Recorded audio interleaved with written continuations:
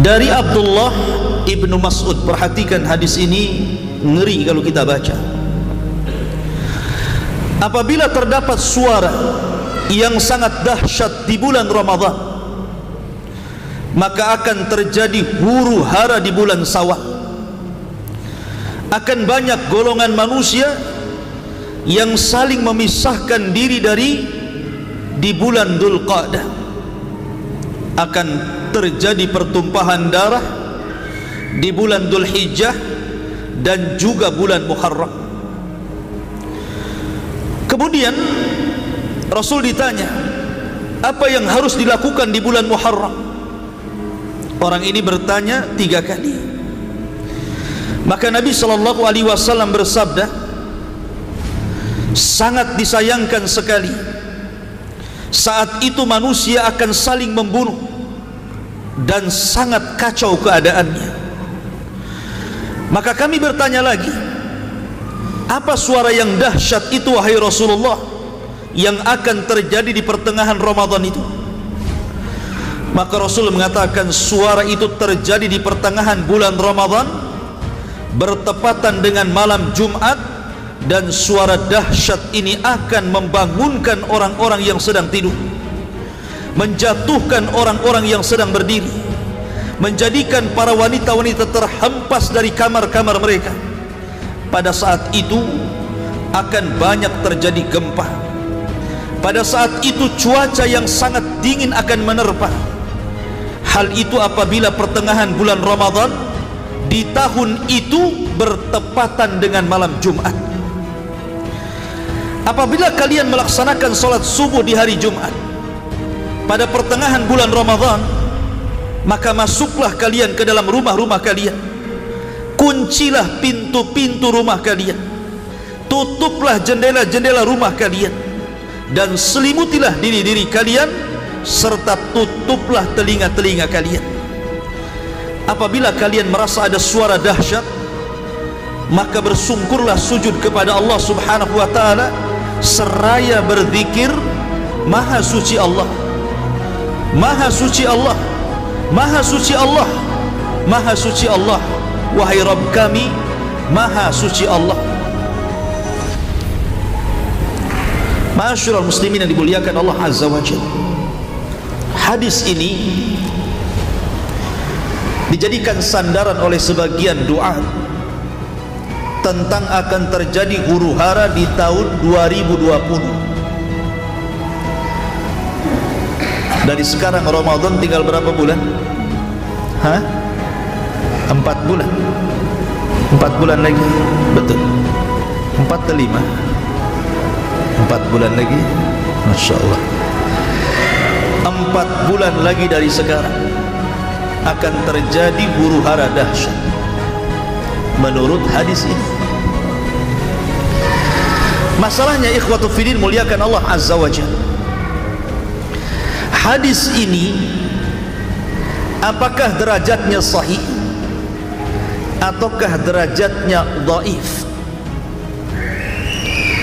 Kalau seandainya hadis ini sahih, maka tentu kondisinya akan mengerikan, karena akan terjadi di pertengahan bulan Ramadan itu suara yang sangat dan maha dahsyat. Ada sebuah hadis yang dhaif. Hadis ini dhaif, tidak boleh jadikan akidah kita, tapi hanya sekedar untuk didengar sah-sah saja. Apa kata Rasul?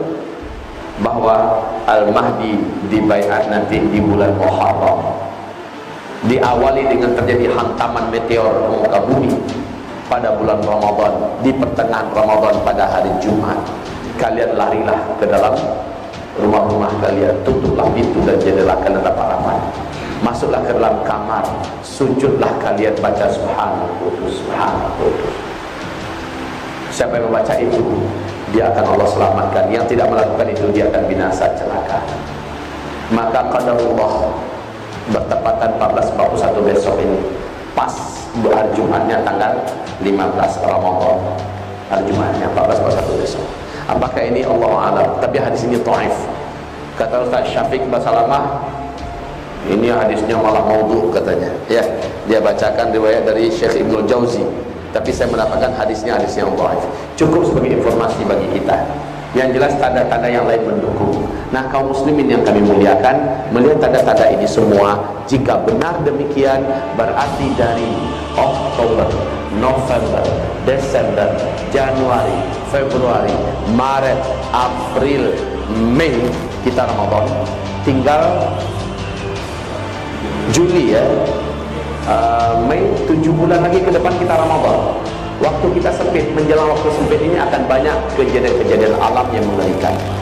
Lihat saja, kalau ini benar-benar terjadi, berarti sah. Jika belum terjadi, kita berlapang dada, kita senang dan bangga, kita sujud syukur, dan kita diberi oleh Allah kelampangan dan kesempatan lagi ke depan. Jika terjadi, jika tidak, bersyukur kita sama-sama. Jika terjadi, harusnya setelah saya sampaikan, bapak-bapak, ibu-ibu melakukan persiapan.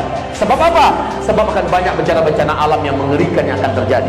Baik Indonesia, baik Asia Tenggara, baik Asia Tengah, baik Arab, Afrika, Amerika, Eropa, negara-negara di dunia akan menyaksikan banyaknya kejadian besar yang akan menimpa bumi ini. Hadis ini tidak benar. Disebutkan oleh Al-Imam Az-Zahabi rahimahullahu ta'ala, hadis ini adalah hadis maudhu. Apa arti maudhu? Palsu. Dan juga Imam Ibnu Jauzi mengomentari juga hadis yang redaksinya sama tapi dari jalur Abu Hurairah. Itu pun dikatakan hadithun maudhu'un an Rasulillah. Kata Ibnu Jauzi, hadis itu maudhu, palsu, mengatasnamakan kepada Nabi SAW. Kemudian juga dikatakan oleh Al-Uqaili rahimahullahu ta'ala, seorang pakar hadis, dia mengatakan laisa li hadzal hadis aslun an thiqatin wala min wajhin sabitin. Kata Imam Al-Uqaili, hadis ini tidak ada asalnya dari seorang perawi yang dianggap terpercaya. Bahkan dari segi yang tetap pun tidak ada sumbernya hadis ini. Bahkan dikatakan oleh Imam Hakim sahibul Mustadrak, huwa hadithun gharibul matani, hadis ini aneh matannya. Ma'asyiral muslimin yang dimuliakan Allah, bahkan Syekh bin Baz rahimahullahu ta'ala juga mengomentari hadis ini dan mengatakan bahwa hadis ini adalah hadis yang batil. Dan Syekh Albani juga mengatakan hadis ini maudhu, palsu.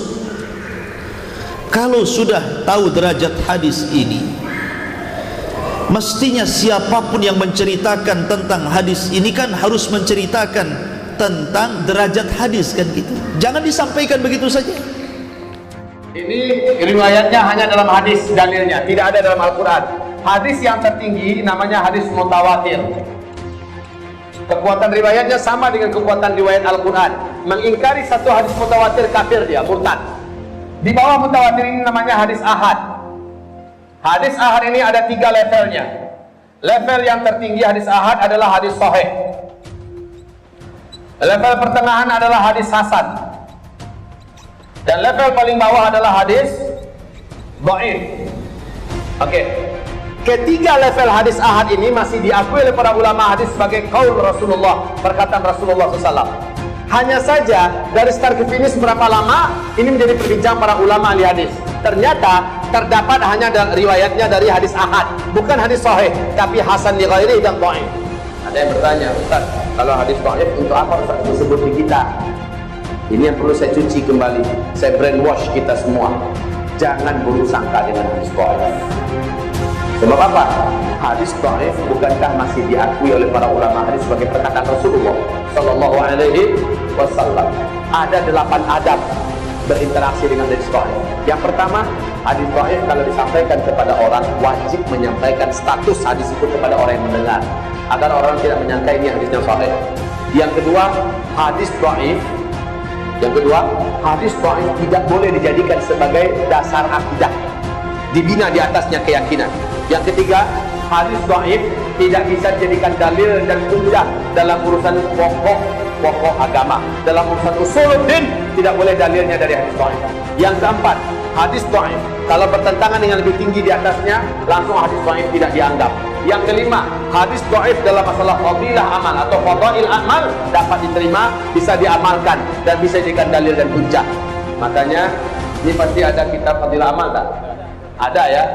Di kitab fadilah amal ini yang dipegang oleh saudara dan sahabat seiman kita dari jamaah tabligh, di dalamnya ada hadis sahih, ada hadis hasan, ada hadis dhaif. Sepakat para ulama ahli hadis dhaif dapat dipakai dalam urusan fadilah amal. Oke. Yang keenam, A dan B. 6A. 6A, hadis dhaif masih perkataan Rasulullah. Menurut Al-Quran surat Al-Hujurat ayat 1 ayat 2, perkataan Rasulullah wajib lebih ditinggikan daripada perkataan manusia mana saja. Ketika Habib berkata, Kiai berkata, Ustaz berkata, ulama berkata, MUI berkata, Da'i berkata, guru berkata, tiba-tiba muncul qala Rasulullah, Rasulullah berkata, hadisnya dhaif. Sepakat para ulama hadis mengatakan qala Rasulullah lebih tinggi daripada perkataan manusia mana saja. Itu 6A. 6B, karena ini masih perkataan Rasulullah, tolong dimuliakan. Kalau ada yang mengatakan bukankah hadis dhaif juga bisa diamalkan? Boleh diamalkan, tapi dalam masalah fadilah amal, dalam masalah keutamaan amal, bukan dalam masalah perkara gaib. Ini kan perkara gaib. Itu pun ada syarat-syarat yang ditentukan, seperti hadis dhaifnya itu tidak terlalu dhaif, sehingga dengan berkumpulnya banyak-banyak riwayat-riwayat yang semakna sehingga terangkat menjadi hasan di ghairihi, kemudian dinaungi hadis yang sahih dan kita tidak meyakini mengamalkan hadis itu. Ada syarat-syaratnya. Ini bukan fadilah amal, ini sudah masuk bab gaib ini. Ini masuk masalah akidah manusia. Jangan menakut-nakuti dengan hadis ini, karena ini bukan hadis dari Nabi SAW. Yang saya khawatirkan adalah sabda Nabi SAW, barang siapa, kata Rasulullah, barang siapa yang menasabkan hadis kepada Nabi SAW dengan sengaja, apa kata Rasul? Maka dipersilahkan tempat duduknya di neraka.